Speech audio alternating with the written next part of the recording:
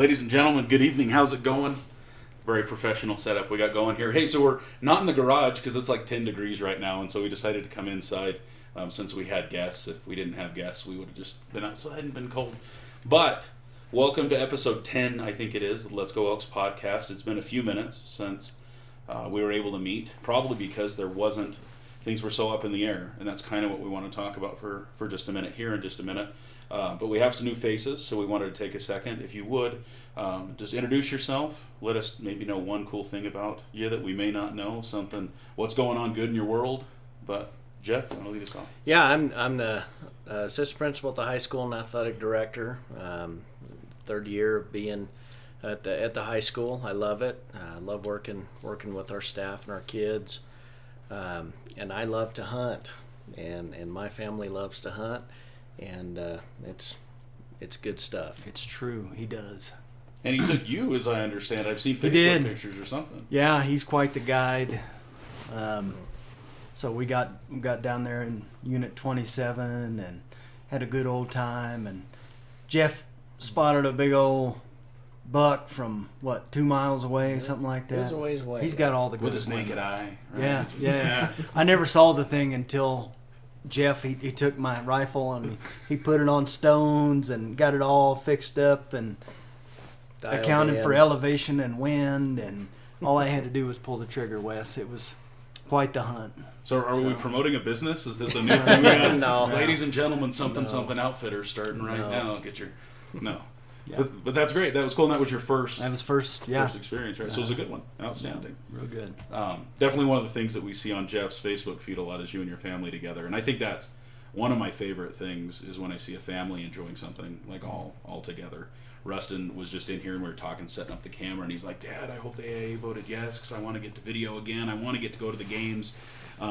He enjoys getting to travel with us, even if it means sitting behind a camera freezing his butt off. And so, but whatever it is, it's cool to see the family do it together. Dan, your family's always on the road at a softball tournament, right? I mean, you're a better man than me, being 120-degree heat under some umbrella or an easy out, man. Well, when basketball started, of course, when the AA came out with their club rules, the girls had to suspend all their club activity because every weekend they'd have to sequester for 14 days, and that just wasn't going to work. So they notified their coaches that they weren't going to be playing club ball until it was essentially a blackout for them. A little cart before the horse of where we're going to go with the conversation, but it was really neat to see that there was forgiveness there in the meeting to say that any student that did compete over the weekend that did do some things, that's not going to be held against them over the next 14 days. Because I know we had some athletes that did go down and participate.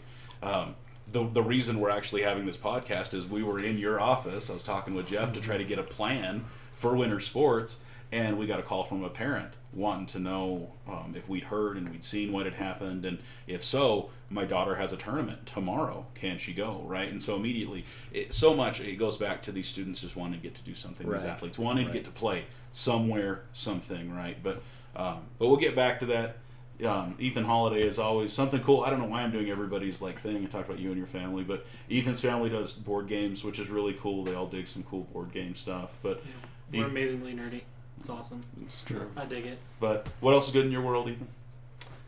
Weather's holding out. Logging's been pretty good. Can't complain. And I don't know. This whole thing sure makes esports looking pretty good. Something that I didn't put on the thing, but I wanted to talk about because I like to see Jeff's eye twitch a little bit when we talk about it. But if you guys wanted to hang around, I thought about us having another conversation about that because the AIA in the last week released a notification that FIFA 21 and Madden 21 now will be officially competed this spring as an esport as well. So now there's 4 games that esports now encompasses, and so League of Legends, Rocket League, FIFA 21, and Madden 21. So don't know if it was the timing of winter sports or something they were considering anyway, but interesting to see that expanding, right, into more and more things. Now it's not just a PC thing. Now it can be a console thing. Now it can fit things that students have in their homes more often, right? They don't have to have a gaming rig. If you got a PlayStation, you got Madden, you're well on your way at that point. So I think that helps bring that to the kids a little more. But anyway, to start things off really quick, we wanted just to touch base since we had the middle school and high school principal with us, since you carry both of those hats. Double duty. One, how is that going? And two, how has the school year been with the accommodations, with the staff, with the students, just online learning, offline? Like, how's it all been? 30 seconds. we started this year. I played a song for the staff. It was an REO Speedwagon song. Anybody like REO Speedwagon? I thought it was going to be "We Didn't Start the Fire." No, it wasn't Billy Joel. Wasn't Billy Joel. But anyway, and what we said is we're going to roll with the changes. Okay. And so I played it for the middle school and for the high school. And I said, this is going to be our anthem. Because what we say we're going to do and the direction that we have, just understand there's a lot of things that can come into play where we might have to switch it up. We're all going to have to be flexible for the kids. Around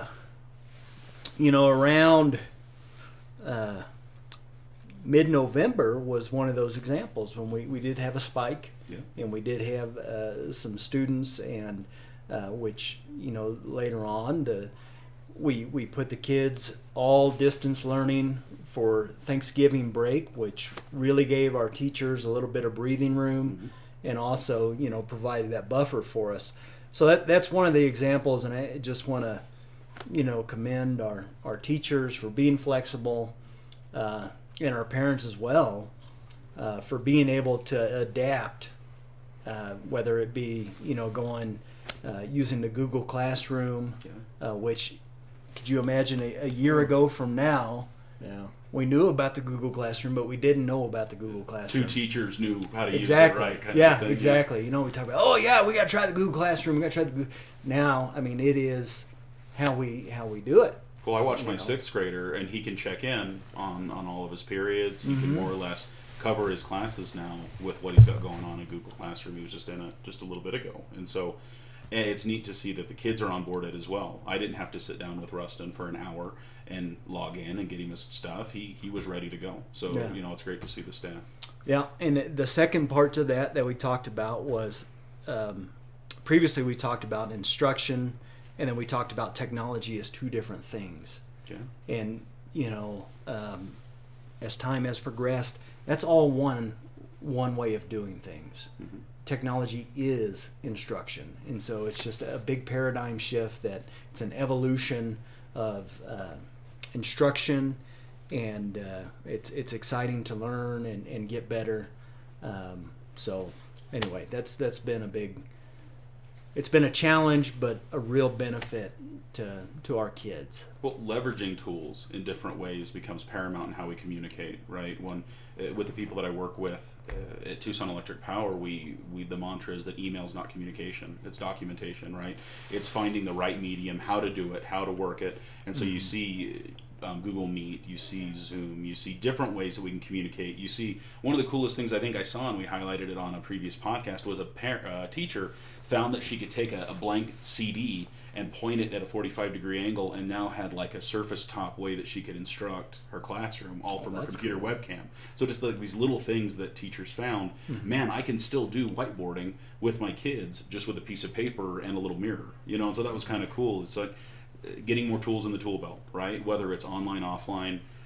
You see the benefit for the athletes with Google Classroom, because if they miss a day or they miss an afternoon, it's easier for a parent to be able to connect with the kid and say, what'd you miss? We want you to compete. We want you eligible. What'd you miss? And it's easy now to connect with those teachers via Google Classroom. What I'd leave you with, and of course technology, that's all been good, but we talk about the real purpose of school. Yes, reading and writing, you can learn all that through technology and whatnot.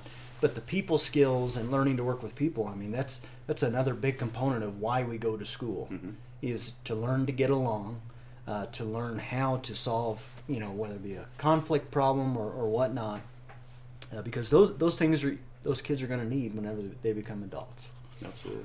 And so we just are grateful that we're in a school district where our board wants our kids to be in person in school. And so it's been good. As much as we can, right? As much as we can. What's funny is that it seems like this last spring, we saw parents, we saw adults and kids alike going through similar growing pains with Zoom and Google Meet and stuff like that. I saw professionals that have never had to interact with a video call now having to deal with social interaction digitally, right? And you see teachers doing it with students, and it was like everybody was doing the same growth at the same time. And to me, it's really neat to see kids getting through it now. We took it as opportunities in our home of, man, mute. Look at like teaching these things that these kids are going to do for the rest of their life. Yeah. And if they know how to do a Zoom call as a 5th grader, man, that job interview that they do the first time, they're going to present themselves. They're going to know what audio, then when audio's bad, like they're going to have a lot of these tools that we fumbled through on the fly. Lots and lots of people were trying to make work. Well, what do you mean microphone? I don't know what you're talking about, right? Yeah. And so I feel that way about my kids with cell phones, is the earlier that I can teach my kid what a good phone call's like and what a bad phone call's like, and hanging up and text messaging, and like we get through all those bumps now, hopefully less of those mistakes happen. So again, trying to make lemonade out of where the situation we were put in last year. But I just so happy with how the school handled, at least from my perspective as a parent, seeing my kids introduce the technology with the teachers they had. My kids are spoiled and have had excellent teachers at the elementary and middle school, and so a huge thanks to them. Huge thanks to Merrill and Aaron and the technology side of things. It seems like things just worked, and you got to appreciate that as a parent, because it was one less hurdle, to deal with. And so, so the reason we wanted to chat for a minute really is to talk about what's been going on. I guess it's been about 6 weeks more later, but really the last 4 or 5 days is kind of been the big thing, with the AIA coming out with an emergency executive meeting, or it was a meeting that I didn't know was going to happen. Right. It seemed like it was pretty quiet, hush hush. Maybe not in that meeting, but they had a meeting and voted 4-5 to cancel the season, with the 5 being the deciding vote, and it was a yes, and they canceled winter sports. And that was when we were in your office and we were trying to figure things out. And so Jeff, take us, if you will, from that moment or behind a little bit more. Kind of let us know from an athletics perspective, winter sports. Yeah, let's kind of going back and touching base in the fall. Our fall sports teams had great success, and football competed at the 3A level. Coach Bell and all those coaches, did such a good job of getting those boys prepared, competing. And they put together a season that we're just so proud of them and what they did. And still just amazed, and I know Slade and I have talked about this. When you're on the sidelines, you get to see a lot. To watch Marcus, Coach Bell, do his thing. He is an amazing teacher. He's an amazing coach, and being an administrator, you evaluate teachers and you look for ways to give feedback to those teachers. And being on the sidelines, it's a constant classroom, if you will, of teaching, analyzing, giving feedback constantly to get those boys to do what they need to do. It's quite amazing to sit there and watch his ability to do that, and he's a great teacher on the football field, and just my hat's off to him and his crew for doing that, and for having a great season. Well, with what you were just saying about how it's a classroom, right? That goes directly to what you said about what school's really about. And while this is an extracurricular, we're giving these kids opportunities in a different way to learn, to interact, to problem solve, to do all these things, and to have it from a different place, from a different person. Coach Bell and his teaching style.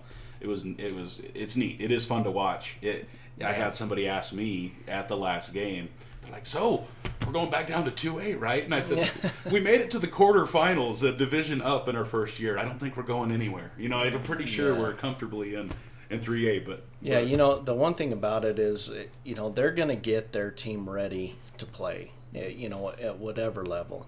And I was able to go to a few practices and pop in a couple times during the season, and I don't know that everyone understands what goes on under practice, but there's a lot of feedback, a lot of critique, but one day I went down there, Coach was filming his DBs and understanding how to get into position, what to do and what not to do, and that instant feedback right there, video and showing them on the phone, that's an upper level, something that I just don't know if you see all the time, with other programs. And so he's just a great coach, and he does a good job with those kids. Getting into volleyball, we had Coach Donaldson. She won the 2A East, 2A South, which was a new division that we went in, new region, and she went undefeated in that region, and earned Coach of the Year accolades for 2A South, and so that was, you know, fantastic to see. She did a great job. You know, always trust her when she's going places, and you know, she's just a great person in that position, and did such a good job for those girls. We had a lot of girls earn recognition and honors, and you know, she did a great job. You know, girls soccer, boys soccer, they competed. Girls soccer got to the play-in game. You know, did good things there. Coach James and Coach Hamblin, Kalisha. You know, boys soccer didn't have the outcome that we were, you know, hoping for, but we did beat St. John's twice. So, you know, that's something to be proud of. You know, and then we had Jessica Madrid, who you know, competed and was a runner-up at cross country for state, and she just, you know, if you're ever out, you always see her running. And, absolutely. You know, and has so much dedication. And Coach Josh Burton, he's new to the coaching staff this year, and had Ashley Udall helping him. So that was a great thing. You know, and then so we fast forward and get back into winter sports. You know, we had that initial pushback to January, which I think you know, people kind of felt that it was heading in that direction, and you know, so we did the best we could with what we had, and you know, the scheduling component was a challenge at that time to try and get everything pushed back, and then they came in and pushed it back again. You know, and so that's when a lot of, you know, people in the community and, you know, people that work with the scheduling, that's when frustration starts to set in. You know, it becomes frustrating with all the work that you're putting in, and I think the biggest thing is understanding when things like that happen. We have our kids that, you know, as adults we get frustrated, but you know, our student athletes, it's a little bit harder for them to understand, and they're putting in a lot of work on the courts and on the wrestling mat. Coaches are putting in a lot of work and effort, and so, you know, frustration builds. And at that time, they came out with a statement that, you know, basically said, no matter what, we're moving forward with the season unless we're shut down by the governor. And so, you know, that was all indications pointing that January 18th is the start of the competitive season. Actually got an email from our 2A guy on Thursday, so that would have been last Thursday at about 8:30. Indicated the outline for the winter sports season. You know, so at 8:30 on Thursday night, anticipating, you know, next week we're getting going. No indications about anything else, and so, you know, we had a meeting that last Friday set up to go over the logistics of live streaming.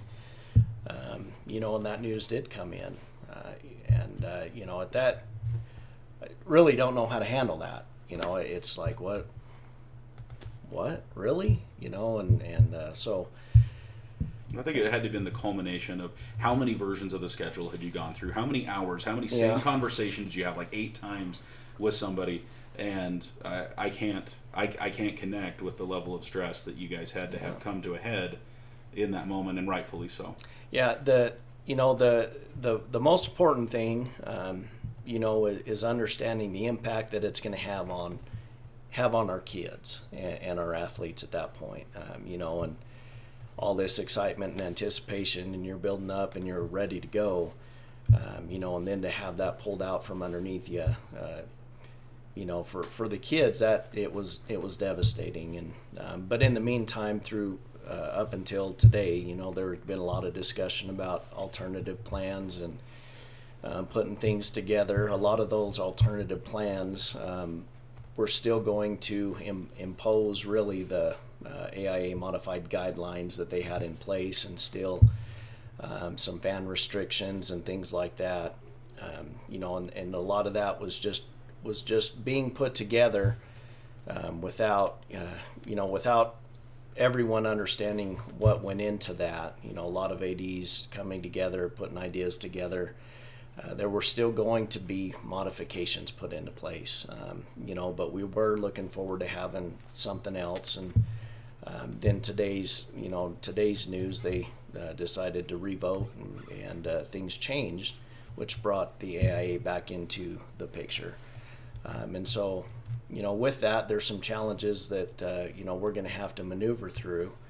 On the positive side of things, they did reconsider to have a couple parents of each kids at home events, and so that's something positive. I very adamantly against the no fan policy. I as having a child myself that plays basketball, plays all the sports, I understand where parents they need to be able to see their kids play. Well, and just for clarity, for people that didn't listen to the 2-hour stream today, is the statement goes home games, 2 parents or legal guardians, right, is the wording the AIA has released at this point. Right. Some less clarity, or maybe you can clarify for us when it comes to away games. So for the parents that are saying, well, okay, I can go to the Dome, but what about when we travel?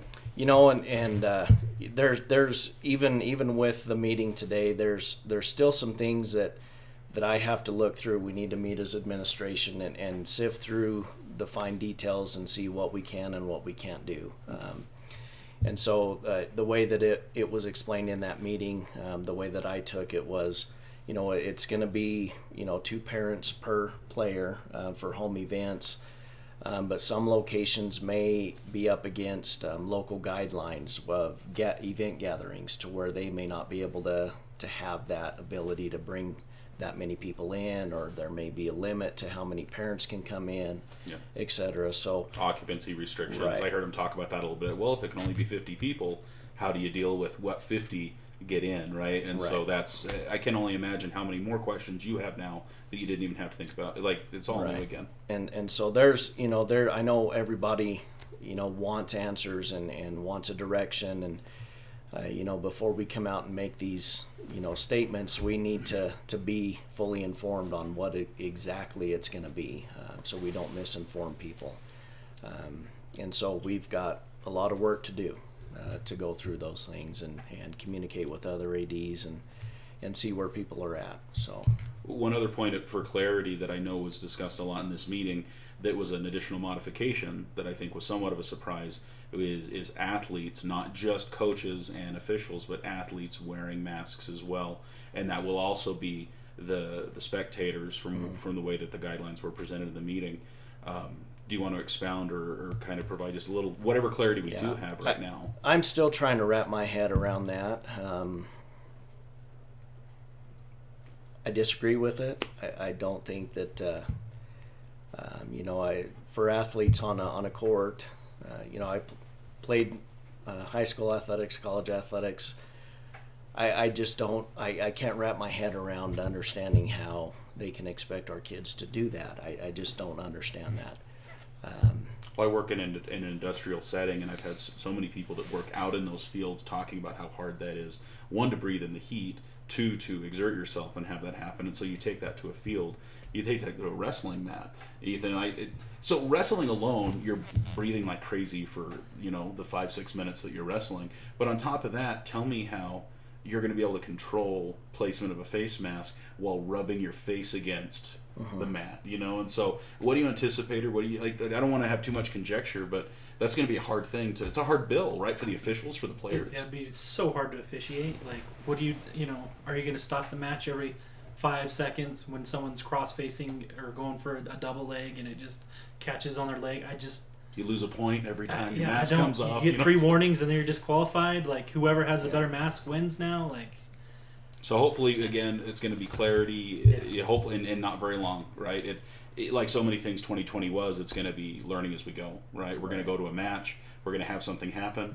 And then hopefully there's either some adjustments or we're able to participate a little differently.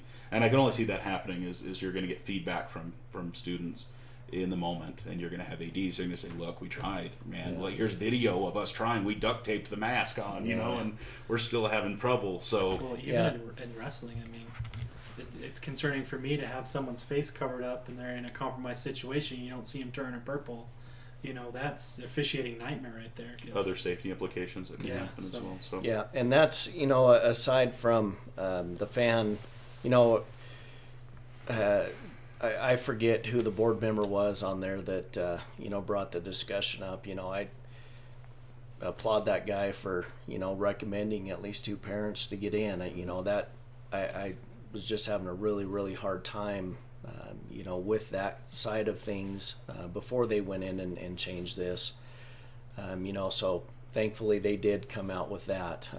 But right now, the main discussion among ADs that we're having is how feasible is a mask during competition. And so I just don't know what it's going to look like. I think there's going to be, some learning curves that are going to come with this. And, I think about, kids from the Gila Valley that'll come up here and compete at 7,000 feet elevation, that already stressed. Right. Yeah. Yeah. That's going to be an impact on them. So I don't know. I don't know what that's going to look like. We're going to do the best we can to get our kids the least restrictive thing around their mouth that we can. And so I guess we'll wait and see. Okay, so how more. will that, I hate to jump in, but how is this going to deal with the new compliance component that the AIA also introduced in the meeting? If you have students who are pulling their masks down to catch their breath, according to the vote, the way I understand it today, one of their amendments was that they could pull the officials and end the game. Right. And it's over. Right. So at what point does, when do you consider player safety as far as personal safety, being able to breathe, for instance, through the mask? Is this going to be a matter of the officials having the ability to use a little bit of discernment on their part? Will they be able to use discretion, or is there going to be a AIA person in every game saying, no, timeout, it's over, you're not complying, empty the...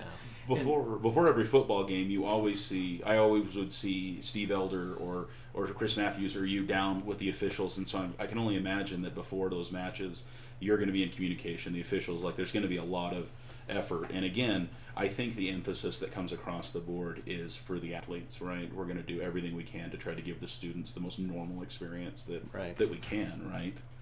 And so, obviously, a really developing thing. We don't have any of, I think we have 2 of the answers out of 100, yeah. So. And that's the thing. I wish I had all of the answers. I wish I could, lay out the exact and detailed plan. I just, at this, we're 6 hours post-meeting, and I just don't have all those answers They quite come yet. out tomorrow and decide to have another meeting. Are you going to play the song again tomorrow? Because that's literally where we're at, right? I mean, you'd set up the best laid plans, the schedule was in place, here we go, and gone.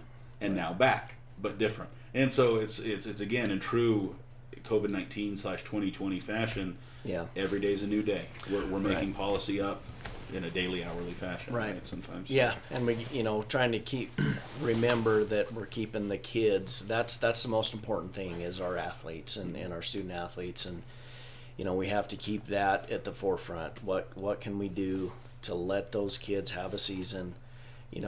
I always say, our kids never get it back. They don't get these experiences back ever, unless they go on to play college sports or even go higher than that.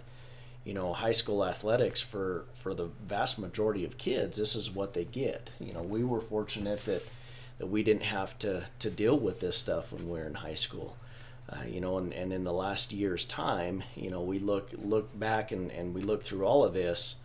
Our kids are the ones that are the most impacted, and so what can we do to keep them continuing to have a season, to be able to continue to compete for a state championship? I was fortunate to win a state title when I was in high school, and there's very few things competitively that equal that, and you remember those things for the rest of your life, and you have camaraderie that you have with your teammates, and you reflect on those things throughout the rest of your life. We need to let our kids have that, and very much an advocate for letting our kids get those opportunities to experience. Well, you talk about the when you hang up your jersey for the last time, right? For almost all kids, it's in high school. For a small subset, they go to college. Even a smaller subset play professionally. But the interesting thing that I had a conversation with somebody recently is what is happening in these last couple seasons that's going to have cascading effects on a kid that didn't get to play their senior year and showcase their talent Right. of them going to college. Like, Right. Is that offer gone? Is that offer now different? Is that offer now a D2 school instead of a D1? Like, there's going to be so many cascading effects that I don't even think we've realized yet. That Right. 4 years from now, is the NFL draft going to be slim pickings compared to what it would be in any other season, right? Or Yeah. are we going to see some things that are a little bit more shallow than it would be? Yeah. Well, I can tell you as a parent of a child who has been receiving letters and recruitment information, she's scared to death.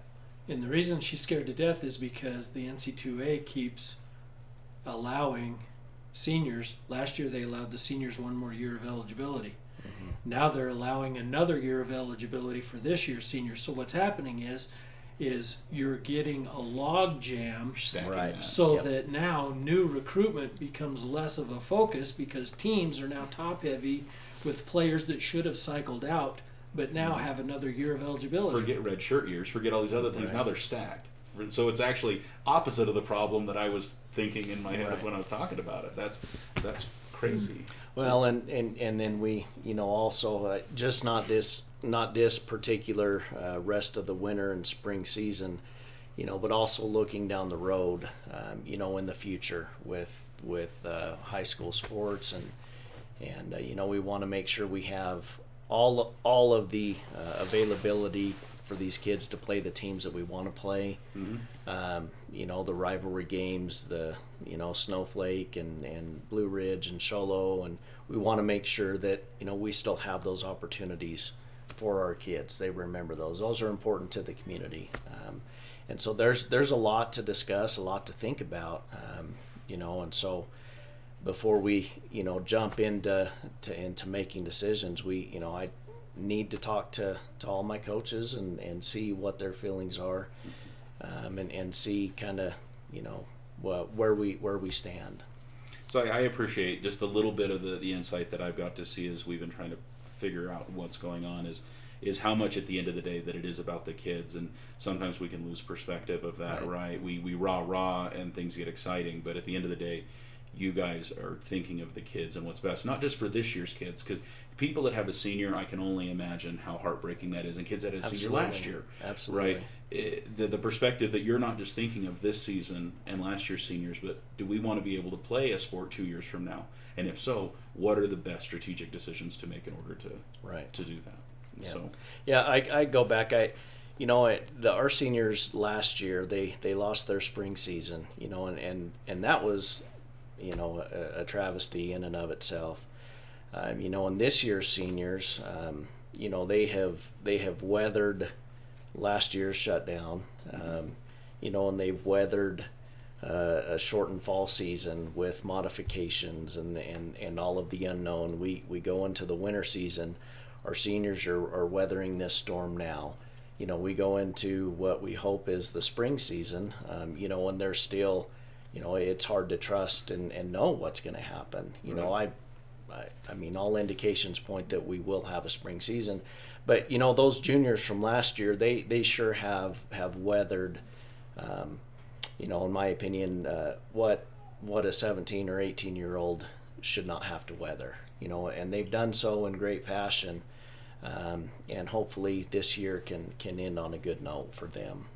well, you start talking about seniors and opportunities, and you step outside of athletics for just a little bit.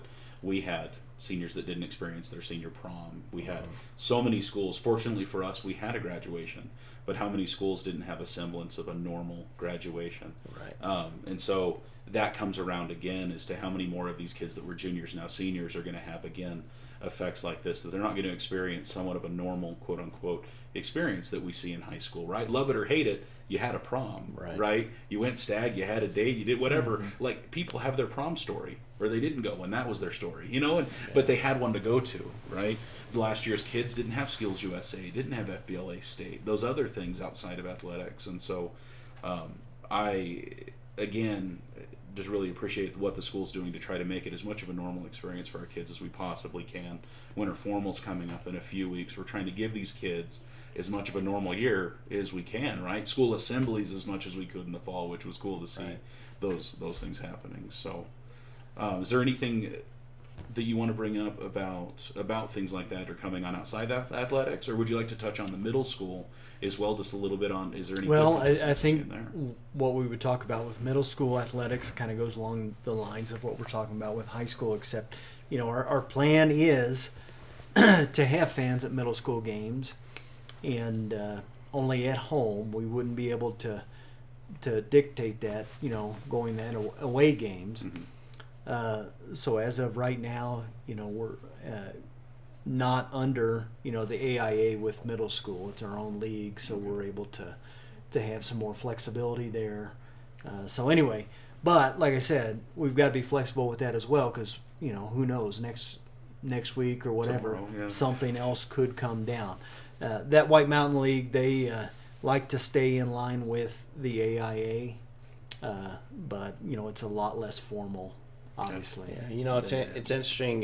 You bring that up. Actually, this afternoon, I had an AD call me who is associated with White Mountain League, and it's really interesting to see the different perspective of the different demographics and what people are facing. And the conversation revolved around our school is trying to determine whether or not we want to send our kids to your location because you're allowing fans. Mm-hmm. And so it puts into perspective again, we bring the kids back into it. Do we so in that instance we may have a school decide we're not playing you, Right.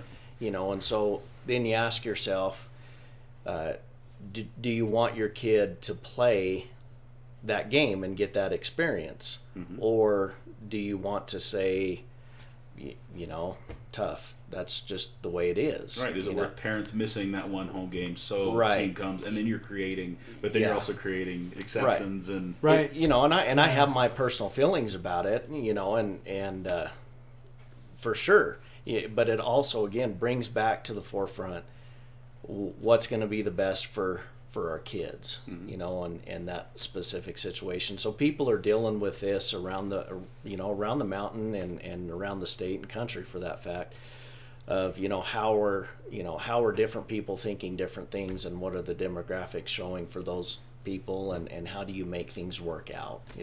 It's just challenging. It's not necessarily a one-size-fits-all situation. That's what makes it so hard, because the demographics of locations of school districts. And Yeah, and I think one of the guys at the AIA meeting today said it pretty well. You're either really for it or you're really against it. Very polarized, and it's just really tough to work through. right. Working with these different districts. So Well, to end it in a good note, unless there's other points that you would like to make to bring up for people, please do. Is that I just appreciate all the effort that has been going into it. That our kids are getting something. That we're doing everything we can so that they can have an opportunity to have something, whether it's fans, no fans, whether it's masks, no masks, that we're doing everything we can that the kids get to play the game, right? The kids get to have those social interactions, because that's really what school is about. We're teaching our kids to be better people, whether it's math, whether it's arithmetic, whether it's social skills, whether it's whatever. We're teaching them. We're trying to prepare them for the world that they're entering into, whether it's a Zoom meeting as a kindergartner, whatever those things. And looking at it, trying to look at it from the glass half full, it has been neat to see some things that have come from the experience that we've had. We've talked about a few of them, but is there anything that you've seen that has happened because of our modifications with COVID that you see us doing in the future? We talked about the graduation parade, right? Oh, That I don't know if you could not let that happen again. Yeah. People sure seem to enjoy that. yeah, absolutely. I think that we are going to work on getting that parade back on. That's cool. Like I said, very awesome to be able to celebrate our students and give them the spotlight as they're rolling down Main Street. Right. Don't know about, as of right now, graduation is still planning on being in the Dome, but can't say enough about all the people that helped us out last year with the outdoor graduation. the big tractor trailer out there, fireworks show. It sure was cool. What a cool was story, just, right? amazing. Tailgate and graduation, Yeah. right? I Right. mean, come on. Yeah. And those kids have a story to tell. One, they got a graduation, and two, it was outside with the sunset, with the dome as the backdrop, fireworks going as their video played. I mean, It was awesome. it's a pretty cool story, Yeah. right? And so, hundreds of people involved in making those couple days happen. Daniel, you think of Daniel just inside the dome, he was painting lines for parking spots. They were doing tons of stuff to make that happen. I'm glad you brought Daniel up. Those guys and I know we've highlighted them on the boosters page and whatnot, but the work they put in is absolutely amazing at what they're able to do and get that dome facility ready for our kids to play. Those guys are just amazing at what they do. They've made upgrades, new countertops, but just at the drop of a hat, they can go and do anything in that dome and have it up and running. Just at merely the snap of a finger, and they're ready to go. And so we sure appreciate those guys. It's a complex facility, but it's so neat to see that they're the people that you see in the background that you don't want to see, right? It's like IT. You never want your computer to be broken. And I love highlighting those guys because I get to talk to them during the football games as we're logistically standing up the games, and I work with Daniel a lot. And they're the unsung heroes. You show up and the dome looks great, and they've done everything, hours and hours and hours. Oh, and by the way, football's over. Boom, there's 2 wood floors down, and there's bleachers up. And we want to have visitor bleachers this year. Another modification. Oh, look at that. There's a whole set of visitor bleachers on the other side of the dome now, right in the middle. Sure like that. I did too. And again, another one of the lemonade moments, right? Is I think that was cool. It made it feel a little more like Friday Night Lights, right? To have the crowds on each side, the rah-rah, the we've got spirit, how about you kind of a thing. So is there anything else that you guys have seen, anything else that happens in the school? It's been a modification, but you see long-term being better for the school district or for the kids? That's the only 2 things. That's all we got. No. Yeah, right. I'm trying to think here. I think as far as our online kids at home, Okay. Prior to having this year, we had White Mountain Academy. You're probably familiar with White Mountain Academy. And White Mountain Academy has really transformed over the years from where it used to be just like an alternative school to now where it was more blended online classes. So even, the last couple of years, kids could do a history class online through White Mountain Academy and get high school credit for it through Grand Valley High School. Well, it's harder and harder. My little sister graduated a year or 2 ago, and seeing them try to stack their schedules with some kind of sports schedule, with something that I think my little sister actually took a class with White Mountain Academy because it worked. She was able to compete better, worry less because she knew she could do that. And so I can't remember what class it was, but she fit that in with her school experience. Yeah. So what I anticipate going forward is that it will. There's talks about maybe expanding that for earlier grades. Some kids they just learn better, on the computer or because of a family situation or whatever. It works out better for them. So I anticipate that maybe the district will explore looking at, because I think that families will begin to expect that districts will have an online portion where their kids can go to school. And I know that we talked a little bit about Governor Ducey, in his speech saying he wants kids to get back to the classroom. It would actually be Arizona has what they call Arizona Online High School instruction, and so the district would have to apply for that. Okay. And the kids would essentially be just online students, and we would still get funding for them. So it wouldn't a little bit different than what we're doing now with just distance learning kids. So an evolving thing, just like everything else, something that was somewhat forced to expand. Yeah. You look at Zoom, and Zoom had a crazy year last year. They went from 3 million subscribers to 300 million subscribers in very little time. And they were able to scale, so props to them. They had security concerns, but I mean, you get, that many more people looking at your stuff's going to happen, right? So same kind of things happen, right? We expanded the ability to try to do online learning, right? It hasn't been all cupcakes and rainbows, right? There's been things that we've done, we've learned, we've grown, but here we are, right? And hopefully we come out with a more attractive school district. Look, we have online learning options. We have a more expanded skill set. We have more Chromebooks in the classroom now. There's things that we've been kind of motivated to do because of the pandemic. That now, look, we've got kids in the classroom that have Chromebooks that are getting to do different and cool things. Teachers have more tools now, right, with those electronics, and kids obviously enjoy that time in the classroom as well. So well, and I think we probably got at least 600 Chromebooks this year. So probably another good thing that came out of this year is just more technology that we got from the district. So it was neat talking to Mr. Udall at the graduation live stream. An experience he had with a mom, like on her phone outside the school trying to get service. And so it was neat to see that those moments didn't go unheard. Those little moments, now we have the outdoor parking lot Wi-Fi that I know people can access. And so if you don't have good internet at home and you need to submit that assignment or whatever, that there's places they can go and they can get that internet access that they need. I know I was at the elementary school during soccer season. My phone was like, hey, there's a new internet connection here. Look at this outdoor Wi-Fi thing, right? And so neat to see little things come up, right, that hopefully are net positives, right, in all the things that we're experiencing right now. Ethan, Dan, as a parent, anything that you guys have seen that you want to touch on as we kind of wrap things up? I don't have any high school age kids yet. Mine are all middle and elementary school, and they're just young kids happy to be back to school, and they really have just taken it all in stride with the distance learning and then being back in school, and they just, thank goodness kids are so flexible and resilient in spite of their parents, right? Yes, definitely. So, thanks to the school district and everyone who's worked so hard to make sure that they still can learn and grow, and we appreciate it. I'm too busy to do a lot of it, so I appreciate that you guys are there to help.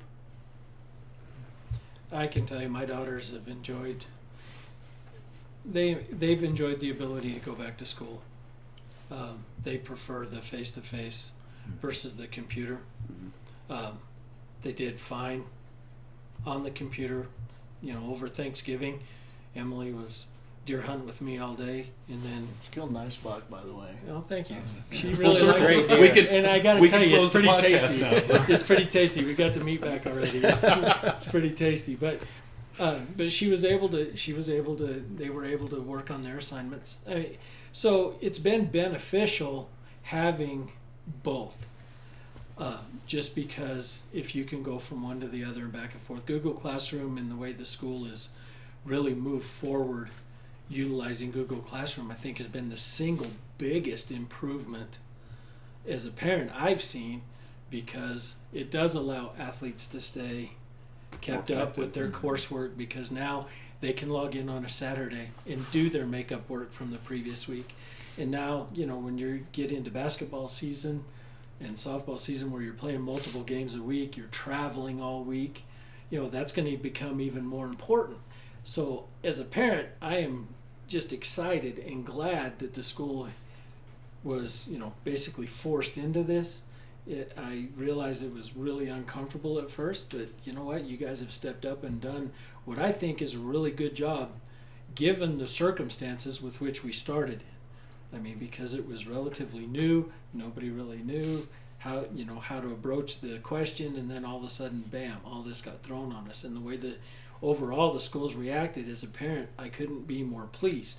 It's easy to sit back an armchair quarterback and criticize some of the decisions that are made, but what people have to realize is those decisions are made in the moment.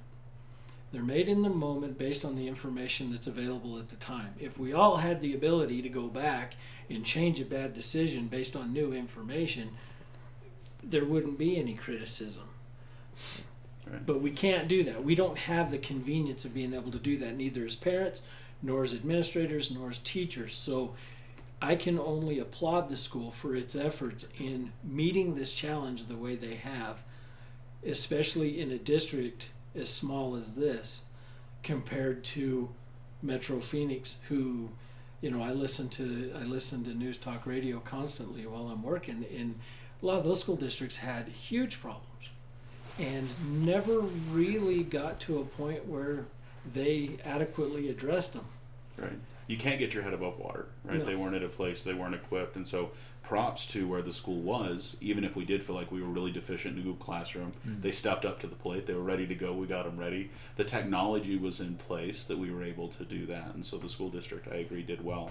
And I honestly think that one of the biggest net positives also is the ability for student athletes, for kids, for anybody. Heaven forbid you get sick, log into Google Classroom. You can know what's going on. It's not, well, when I get back next week, I'm going to have this mountain of paperwork, right? I mean, that's what we're used to as a kid. You miss 3 days of school, and my teacher gives me a ream of paper that I need to do, right? And mom and dad don't remember algebra, so good luck with that. You know, that kind of a thing. And it gives our kids the opportunities on those long trips, on those long games, that if they can break out their Chromebook, get it out, do some homework, right? I know I would have, as a student, I would have done Sure. that. Yeah, we all would. Yes, right? yes, we all. It's all done before the game, but Well, especially when your kids, double and triple booked. You got kids that are in choir. They're also playing sports. They're also involved in other clubs and Absolutely. extracurricular activities.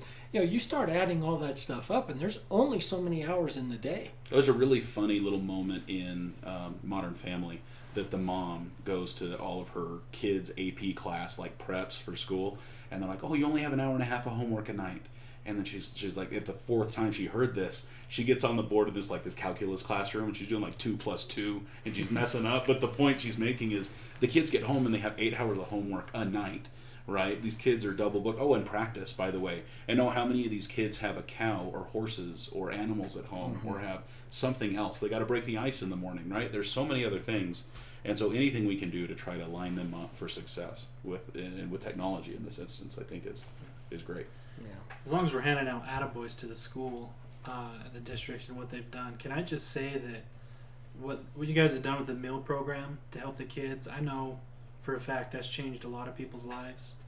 Extending it throughout the summer, doing the free breakfasts and things for the kids in the mornings. I know a lot of people who have been hurting throughout this year and have really benefited from that. So awesome. Yeah. Joe Stoiber, he's the Central Kitchen. the Central Kitchen guy, and he's done just phenomenal work.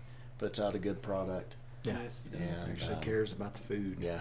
Well, one of the coolest things to see right at the beginning in March and April was all the administrators out there handing out those sack lunches, making sure that, because for more kids than I think we want to know or talk about, that's their more solid meal of the day. And for that to go away because of no control of their own. And so for that to be able to come back in a way, those free breakfasts, those things, I think, I mean, I'm sure Joe knows. I'm sure that's such a great job, and it's a very rewarding job, but I don't know. It gets me because at the end it's about the kids again, right? We're not taking sports away. We're taking their food away, and that's so. Thank you for that, Ethan. That's, Thank you. I'm not going to cry right now.